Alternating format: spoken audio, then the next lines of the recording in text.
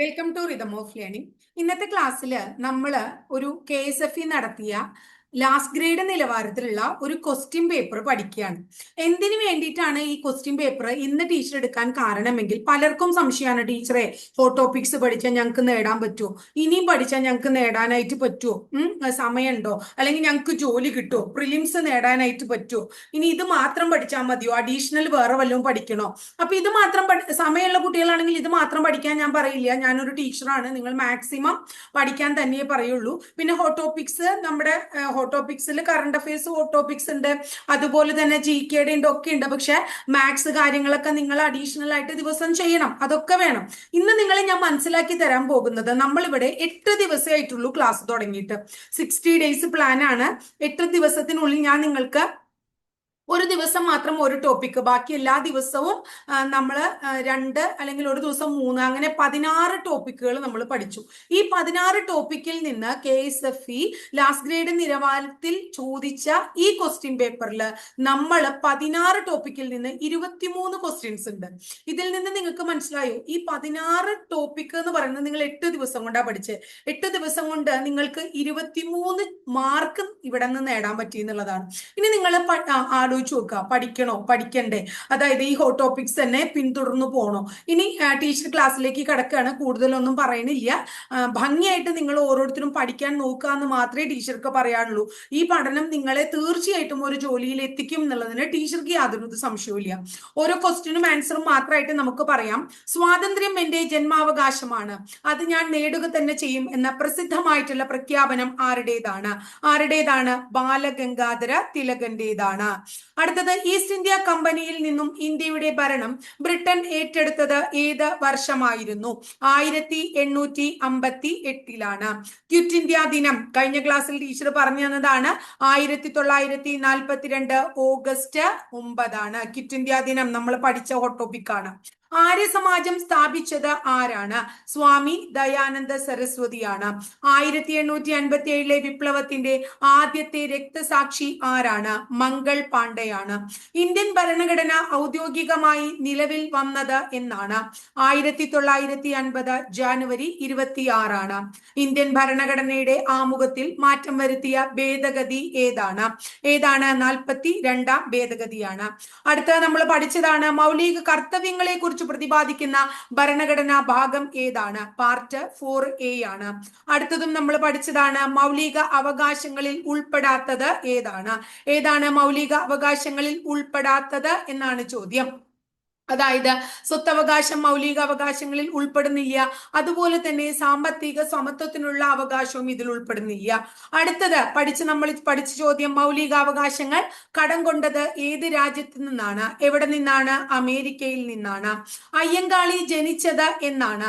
1863 August 28. ബ്രിട്ടീഷുകാർക്കെതിരെ കേരളത്തിൽ നടന്ന ആദ്യത്തെ സംഘടിത കലാപത്തിന്റെ പേരെന്താണ്? ആറ്റിങ്ങൽ കലാപം.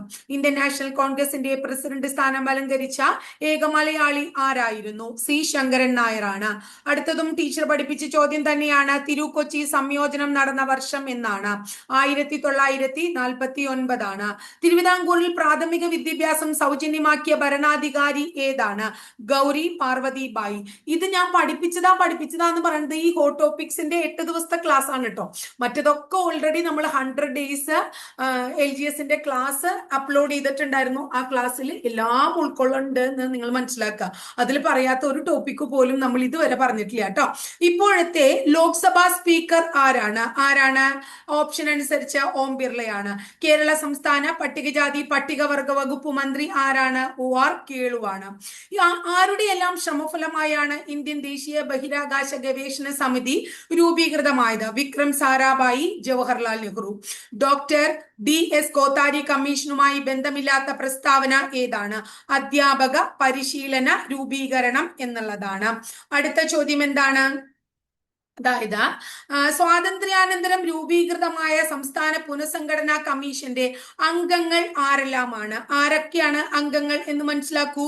ഒന്ന് HN ഗുൻസ്രൂം, അടുത്തത് നമ്മുടെ സർദാർ KM പണിക്കരുമാണ് അല്ലെ. ഇതൊക്കെ നമ്മൾ മുമ്പ് പറഞ്ഞിട്ടുള്ള കാര്യങ്ങളാണ് കേട്ടോ. ദാരിദ്ര്യ നിർമ്മാർജ്ജനം ഏത് പഞ്ചവത്സര പദ്ധതിയുടെ ലക്ഷ്യമായിരുന്നു? 5. ഇന്ത്യയും ചൈനയും തമ്മിൽ ഒപ്പുവെച്ച പഞ്ചശീല തത്വങ്ങളിലെ നിർദ്ദേശം അല്ലാത്തത് ഏതാണ്? ഐക്യരാഷ്ട്രസഭയിലുള്ള വിശ്വാസം. നീതി ആയോഗിന്റെ ഇപ്പോഴത്തെ വൈസ് ചെയർമാൻ ആരാണ്? നീതി ആയോഗിന്റെ ഇപ്പോഴത്തെ വൈസ് ചെയർമാൻ ആരാണ് നീതി ആയോഗിന്റെ ഇപ്പോഴത്തെ വൈസ് ചെയർമാൻ? ഇതിലെ എന്താ പറയുന്നത്, ഓപ്ഷൻ അനുസരിച്ച് സുമൻ ബെറി ആണെങ്കിൽ ഇപ്പോൾ ആരാണ്? അശോക് കുമാർ. ആരാ മക്കളെ?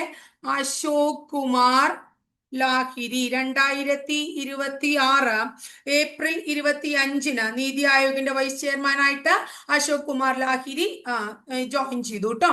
ISROവിന്റെ ഇപ്പോഴത്തെ ചെയർമാൻ ആരാണ്? ഇതില് ഓപ്ഷൻ സോമനാഥ് ആണ്, പക്ഷെ ഡോക്ടർ വി നാരായൺ അല്ലേ.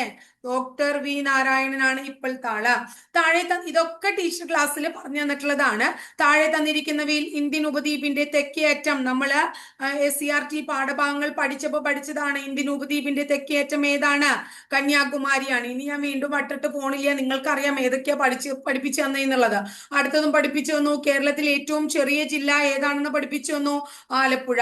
അടുത്തിടെ അന്തരിച്ച ഗ്യാമിനി കൃഷ്ണമൂർത്തി ഏത് മേഖലയിലെ പ്രതിഭയാണ്? ശാസ്ത്രീയ എന്താ പറയുന്നത്, നൃത്തം അല്ലെ. അതുപോലെ രാജസ്ഥാനിലൂടെ ഒഴുകുന്ന നദി ലൂണി നദിയാണ്. നമ്മൾ SCRT പാഠഭാഗത്ത് പഠിച്ചു. 54ാമത്തെ കേരള ചലച്ചിത്ര പുരസ്കാരം നേടിയ മികച്ച ചിത്രം ഏതാണ്? കാതലാണ്. അടുത്തത് ഇന്ത്യയിലെ ഏറ്റവും ഉയരം കൂടിയ കൊടുമുടി ഏതാണ്? ഓപ്ഷൻ സി മൗണ്ട് K2 ആണ്. കഴിഞ്ഞ ദിവസം നമ്മൾ SCRTയിൽ പഠിച്ചതാണ്. താഴെ നൽകിയിരിക്കുന്നവയിൽ കേരളത്തിലെ ഏറ്റവും വലിയ അണക്കെട്ട് ഏതാണ്? ഇടുക്കിയാണ്. പാരീസ് ഒളിമ്പിക്സിൽ 2024 വെങ്കല മെഡൽ നേടിയ ഷൂട്ടിംഗ് താരം ആരാണ്? മനു ബാക്കർ ആണ്. ഇന്ത്യയുടെ മധ്യഭാഗത്തോടുകൂടി കടന്നുപോകുന്ന രേഖാംശ രേഖ ഏതാണ്? ഉത്തരായന രേഖയാണ്. മലയാള സിനിമാ മേഖലയിലെ സ്ത്രീകൾ നേരിടുന്ന വിവേചനങ്ങളെ കുറിച്ച് റിപ്പോർട്ട് സമർപ്പിച്ച കമ്മിറ്റി ഏതാണ്? ജസ്റ്റിസ് ഹേമ കമ്മിറ്റിയാണ്. കേരളത്തിലെ ഏറ്റവും വലിയ മത്സ്യബന്ധന തുറമുഖം ഏതാണ്? നീണ്ടകരയാണ്. ഇന്ത്യയിൽ ഏറ്റവും കൂടുതൽ റബ്ബർ കൃഷി ചെയ്യുന്ന സംസ്ഥാനം ഏതാണ്? കേരളമാണ്. ഇതൊക്കെ കഴിഞ്ഞ ദിവസം പഠിച്ചതാണ് നമ്മള്. ഇന്ത്യയിലെ ആദ്യത്തെ ഡിജിറ്റൽ കോടതി നിലവിൽ വന്നത് എവിടെയാണ്? കേരളത്തിലാണ്. കേരളത്തിലെ ഏറ്റവും നീളം കൂടിയ നദി ഏതാണ്? പെരിയാറാണ്. സൈലന്റ് വാലി ദേശീയോദ്യാനം നാഷണൽ പാർക്ക് പഠിച്ചില്ലേ? സ്ഥിതി ചെയ്യുന്നത് എവിടെയാണ്? സൈലന്റ് വാലി പാലക്കാട് ജില്ലയിലാണ്. കേരളത്തിന്റെ സംസ്ഥാന ബലം ഒഫീഷ്യൽ കാര്യങ്ങൾ നമ്മൾ പഠിച്ചപ്പോ പറഞ്ഞു, ചക്കയാണ്. സമ്പൂർണ്ണ ഡിജിറ്റൽ സാക്ഷരതാ നേട്ടം കരസ്ഥമാക്കിയ കേരളത്തിലെ ആദ്യത്തെ പഞ്ചായത്ത് ഏതാണ്? പുല്ലൂരംപാറയാണ്. ഇതോ കറണ്ട് അഫയേഴ്സിൽ പഠിച്ചതാണ്. കേരളത്തിലെ ഏത് നഗരമാണ് സാംസ്കാരിക നഗരം? ഹോട്ട് ടോപ്പിക്സിൽ നമ്മൾ പറഞ്ഞു തൃശ്ശൂരാണ്. ഇടയ്ക്കൽ ഗുഹ എവിടെയാണ്? ഇടയ്ക്കൽ ഗുഹ വയനാടാണ് സ്ഥിതി ചെയ്യുന്നത്. അതുപോലെ തന്നെ സ്വയം തൊഴിൽ പദ്ധതികളിൽ ഉൾപ്പെടാത്തത് ഏത് എന്നുള്ളതാണ്? ജീവനം പദ്ധതിയാണ്. മഹാത്മാഗാന്ധി ദേശീയ ഗ്രാമീണ തൊഴിലുറപ്പ് പദ്ധതി, അയ്യങ്കാളി നഗര തൊഴിലുറപ്പ് പദ്ധതി, സുഭിക്ഷ കേരളം പദ്ധതി, ഇതൊക്കെ സ്വയം തൊഴിൽ വേതന പദ്ധതികളാണ്. 2024 പാരീസ് ഒളിമ്പിക്സിൽ ഇന്ത്യക്ക് എത്ര മെഡൽ കിട്ടി? 6 മെഡൽ കിട്ടി. ഇന്ത്യയിൽ ആദ്യത്തെ അരി ATM എവിടെ നിലവിൽ വന്നു? ഭുവനേശ്വറിൽ നിലവിൽ വന്നു. ഒറ്റയാനെ കണ്ടെത്താൻ അല്ലെ ഏതാണ്? ഇതില് സൈലന്റ് വാലി, ഇരവികുളം, തട്ടേക്കാട്, മതികെട്ടാഞ്ചോല. തട്ടേക്കാട് മാത്രം എന്താണ്? വൈൽഡ് ലൈഫിൽ പെടുന്നതാണ്. നമ്മൾ പഠിച്ചതാണ് ഹോട്ട് ടോപ്പിക്സിൽ അല്ലെ. അപ്പോ ബാക്കി എന്താണ്? തട്ടേക്കാടാണ് തെറ്റ്. 2024 ഓഗസ്റ്റിൽ 75ാം വാർഷികം ആചരിച്ച ഇന്ത്യൻ കറൻസി നോട്ട് ഏതാണ്? 1 രൂപയാണ്. ഭൗമശാസ്ത്രജ്ഞർ സോയിൽ പൈപ്പിംഗ് എന്ന പ്രതിഭാസത്തെ ഏത് പേരിൽ വിശേഷിപ്പിക്കുന്നു? ഓപ്ഷൻ സി ഏതാണ്? മണ്ണിന്റെ ക്യാൻസർ ആണ്.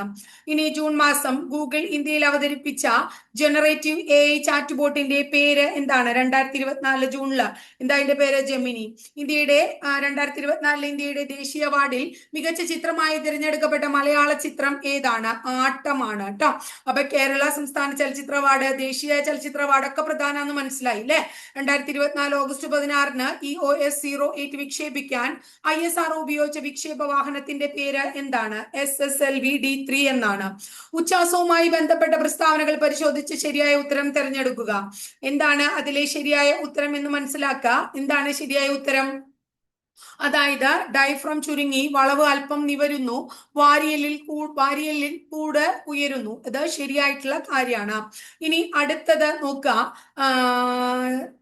ഡയഫ്രം പൂർവ്വസ്ഥിതിയിലാകുന്നു, വാരിയലിൻ കൂട് താഴുന്നു. ഇത് തെറ്റാണ്. ഔരസാശയത്തിന്റെ വ്യാപ്തി വർദ്ധിക്കുന്നു, ശ്വാസകോശം വികസിക്കുന്നു. അത് ശരിയാണ്. അപ്പൊ 1ഉം 3ഉം പ്രസ്താവനകൾ ശരിയാണ്. ഇത് വേണമെങ്കിൽ ഒരു ഇത്തിരി ടഫ് ആയിട്ടുള്ള ക്വസ്റ്റ്യൻ നമുക്ക് പറയാം. മുറ നമുക്ക് എല്ലാവർക്കും അറിയുന്നതാണ്. എരുമ എന്തിന്റെയാണ്? മുറ എന്തിന്റെയാണ്? എരുമയുടെയാണ് എന്ന് അറിയാം. അപ്പൊ തന്നെ മറ്റ് സംശയങ്ങൾ ഉണ്ടെങ്കിൽ കൂടി മുറ, നിലിവരി, ബദാവരി എന്നുള്ള എന്തിന്റെ അത്യുൽപാദന ശേഷിയുള്ള ഇനങ്ങളാണ്? നമ്മുടെ എരുമയുടെയാണ്. ജലത്തിൽ കലർന്നു കിടക്കുന്ന പദാർത്ഥങ്ങളെ അടിയിക്കുന്നതിനായി ആലം ചേർക്കുന്ന പ്രക്രിയയ്ക്ക് വിളിക്കുന്ന പേരെന്താണ്? കൊയാഗുലേഷൻ. 2024 പരിസ്ഥിതി മുദ്രാവാക്യത്തിന്റെ പ്രധാന ആശയങ്ങൾ താഴെ പറയുന്നവയിൽ ഏത് എന്ന് കണ്ടെത്താനാണ് പറയുന്നത്. ഭൂമി പുനഃസ്ഥാപിക്കുക എന്നുള്ളതും വരൾച്ച പ്രതിരോധിക്കുക എന്നുള്ളതുമാണ് കേട്ടോ. അതുപോലെ തന്നെ 2023 വൈദ്യശാസ്ത്ര നോബൽ സമ്മാനം നേടിയത് ആർക്കൊക്കെയാണ്? കാറ്റലിൻ കാരിക്കോ, ഡ്രൂ വെയ്സ്മാൻ തുടങ്ങിയവരാണ്. ഇനി വീണ്ടും വന്നിരിക്കുകയാണ് അല്ലെ, ആനമുടിച്ചോല, മതികെട്ടാഞ്ചോല, പാമ്പാടുംചോല. ഇവയൊക്കെ എന്താണ്? കേരളത്തിലെ നാഷണൽ പാർക്കുകളാണ്. അടുത്തതും നമ്മൾ പഠിച്ചതാണ് വൈറ്റമിൻ എയുടെ അഭാവം നിശാന്തതയ്ക്ക് കാരണമാകുന്നു. വൈറ്റമിൻ എ റെറ്റിനയിലെ കാഴ്ചയ്ക്ക് സഹായകമായ ഘടകങ്ങൾ രൂപപ്പെടുന്നതിന് സഹായിക്കുന്നു. അങ്ങനെ 2 ഓപ്ഷനാണ് നമുക്ക് തന്നിരിക്കുന്നത്. ഇത് സ്ഥിരമായി ഈ നമ്മുടെ വൈറ്റമിൻസ് എന്ന് പറയുന്ന പോലെ തന്നെ എന്താ പറയാ, വൈറ്റമിൻസ് മാത്രമല്ല, നമ്മുടെ രോഗകാരികൾ എന്ന് പറയുന്ന ഭാഗമുണ്ട്. സ്ഥിരമായി പരീക്ഷയ്ക്ക് ചോദിക്കാറുള്ളതാണ്. അപ്പൊ അതില് പ്രസ്താവനയും അതുപോലെ തന്നിരിക്കുന്ന കാരണവും ശരിയാണ്. ഇതിൽ ഒന്ന് പ്രസ്താവനയും ഒന്ന് കാരണമാണ്. രണ്ടും ശരിയാണ്. ബലത്തിന്റെ യൂണിറ്റ് ഏതാണ്? ന്യൂട്ടൺ ആണ്. കാഥോഡ് രശ്മികളുടെ സവിശേഷത അല്ലാത്തത് ഏതാണ്? പോസിറ്റീവ് സവിശേഷത അല്ലാത്തത് ഏതാണ്? പോസിറ്റീവ് ചാർജ് ഉണ്ട്. ബോക്സൈറ്റ് ഏത് ലോഹത്തിന്റെ അയിരാണ്? അലുമിനിയത്തിന്റെ അയിരാണ്. ക്യാൻസർ ചികിത്സയ്ക്ക് ഉപയോഗിക്കുന്ന ഐസോട്ടോപ്പ് ഏതാണ്? കുബാൾട്ട് 60 ആണ്. കലോറി മൂല്യത്തിന്റെ അടിസ്ഥാനത്തിൽ ഏറ്റവും മികച്ച ഇന്ധനം ഏതാണ്? ഹൈഡ്രജൻ ആണ്. 3 തവണ ബഹിരാകാശ യാത്ര നടത്തിയ ഇന്ത്യൻ വംശജയായ ബഹിരാകാശ യാത്രികയുടെ പേര് എന്താണ്? സുനിത വില്യംസ് എന്നാണ്. ഇതിൽ ആദ്യമായി സോളാർ AC ബസ് സർവീസ് ആരംഭിച്ച സ്ഥലം എവിടെയാണ്? കണ്ണൂരാണ് കേട്ടോ. പ്രളയബാധിത പ്രദേശങ്ങളിൽ പടർന്നു പിടിക്കാൻ സാധ്യതയുള്ള ഒരു രോഗം ഏതാണ്? എലിപ്പനി. നമ്മളിവിടെ ഒരു ദിവസം പഠിപ്പിച്ചതിൽ നിന്ന് ഇപ്പൊ രണ്ടാമത്തെ ഈ ക്വസ്റ്റ്യനാ വരണേ. ഇനി അടുത്തത് അന്ന് പഠിപ്പിച്ച തന്നെ 3ാമത്തത് നോക്കൂ. വൈറസുമായി ബന്ധപ്പെട്ട താഴെ പറയുന്ന പ്രസ്താവനകളിൽ ശരിയായത് ഏതാണ്? ഒരു ദിവസം പഠിപ്പിച്ച കാര്യമാണ് ഇതൊക്കെ കേട്ടോ. ഏതാണ്? ആതിഥേയ കോശങ്ങളിലെ ജനിതക സംവിധാനത്തെ ഉപയോഗപ്പെടുത്തിയാണ് വൈറസുകൾ പെരുകുന്നത് എന്ന്. അടുത്തത് 3ാമത്തെ ക്വസ്റ്റ്യൻ കണ്ടോ, ഒറ്റ ദിവസത്തെ 3 മാർക്ക്. മലമ്പനിക്ക് കാരണമായ രോഗവാഹകൻ ആരാണ്? നമ്മൾ പഠിച്ചു അല്ലെ, അനോഫിലസ് പെൺകൊതുകാണ്. അടുത്തതും 4ാമത്തെ മാർക്ക്. താഴെ തന്നിരിക്കുന്നവയിൽ പകർച്ചവ്യാധികൾക്ക് ഉദാഹരണം അല്ലാത്തത് ഏത്? ക്യാൻസറോ ഡയബറ്റിക്സോ ഹൈപ്പർ ടെൻഷനോ ഒന്നും പകർച്ചവ്യാധിക്ക് ഉദാഹരണമല്ല. ഇത് നമ്മൾ പഠിച്ചതാണ്. അടുത്തത് ഒരു ദിവസത്തിൽ നിന്ന്, ഒരു ദിവസം തന്ന ഒരു ഹോട്ട് ടോപ്പിക്കിൽ നിന്ന് 4 ക്വസ്റ്റ്യൻ ആണ് നമുക്ക് വന്നത്. എൻഡോസൾഫാൻ ദുരിതബാധിതർക്ക് പ്രതിമാസ ധനസഹായം നൽകുന്ന പദ്ധതിക്ക് വിളിക്കുന്ന പേര് സ്നേഹസാന്ത്വനം. ഓട്ടിസം ബാധിച്ചവരുടെ സമഗ്ര പുരോഗതിക്കായി കേരള സാമൂഹിക സുരക്ഷാ മിഷൻ ആരംഭിച്ച പദ്ധതി സ്പെക്ട്രം. അമീബിക് മസ്തിഷ്ക ജ്വരം ആദ്യമായി റിപ്പോർട്ട് ചെയ്ത ജില്ല ആലപ്പുഴ. താഴെ പറയുന്നവയിൽ ഇതും പഠിച്ചു. ആ ദിവസം തന്നെ ജീവിതശൈലി രോഗം അല്ലെ, ഏതാണ് ജീവിതശൈലി രോഗത്തിന് ഉദാഹരണം? പക്ഷാഘാതം. കേരള സർക്കാരിന്റെ പ്രമേഹം ബാധിച്ച കുട്ടികൾക്കുള്ള സൗജന്യ ചികിത്സാ പദ്ധതി ഏതാ? മിഠായി. അതുപോലെ തന്നെ ലോക ആരോഗ്യ ദിന സന്ദേശം എന്താണെന്നാ ചോദിക്കുന്നത്. ഈ വർഷത്തെ നമ്മുടെ ഭൂമി നമ്മുടെ ആരോഗ്യം. അത് 2024 കേട്ടോ. താഴെ പറയുന്നവയിൽ ഏത് ജീവകമാണ് അസ്കോർബിക് ആസിഡ്? കണ്ടോ, ഇതും പഠിച്ചതല്ലേ നമ്മള്. ഏതാണ്? Vitamin C. 100 ഗ്രാം കശുവണ്ടി പരിപ്പിൽ നിന്ന് ലഭിക്കുന്ന മാംസ്യത്തിന്റെ അളവ് എത്രയാണ്? എത്രയറിയോ? 21.2. ഏത് വിറ്റാമിന്റെ അഭാവം മൂലമുണ്ടാകുന്ന രോഗമാണ്? കണ. പഠിച്ചു നമ്മള്. എന്തിന്റെയാണ്? Vitamin D. ഇനി മുളകിന്റെ സങ്കര ഇനം പഠിച്ചു നമ്മള്. ഏതാണ്? അനുഗ്രഹ. ഇതൊക്കെ ടീച്ചറും മുളകിന്റെ സങ്കര ഇനം ഹോട്ട് ടോപ്പിക്സിൽ പഠിച്ചിട്ടില്ല എന്ന് തോന്നുന്നു. ബാക്കി അത് ഞാൻ 100 ഡേയ്സ് ക്ലാസ്സിലായിരിക്കാം.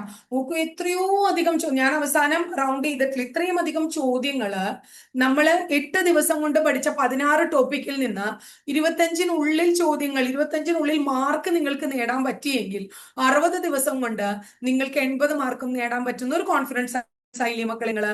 അപ്പൊ നന്നായിട്ട് പഠിക്കുക എല്ലാവരും. ടീച്ചറുടെ ക്ലാസ് ഇഷ്ടപ്പെടുകയാണെങ്കിൽ ഒന്ന് ലൈക്ക് ചെയ്യുക, ഇഷ്ടപ്പെട്ട ക്ലാസ്സുകൾ കൂട്ടുകാരിലേക്ക് ഷെയർ ചെയ്യുക. ആദ്യമായിട്ട് കാണുന്നവരെ ചാനൽ ഒന്ന് സബ്സ്ക്രൈബ് ചെയ്യുക. അതോടൊപ്പം ആ ബെല്ലൈക്കൺ കൂടി ഒന്ന് എനേബിൾ ചെയ്താൽ ഓരോ ദിവസം അപ്ലോഡ് ചെയ്യുന്ന വീഡിയോസ് കൃത്യമായിട്ട് നോട്ടിഫിക്കേഷൻ ആയിട്ട് ലഭിക്കുകയും ചെയ്യും കേട്ടോ.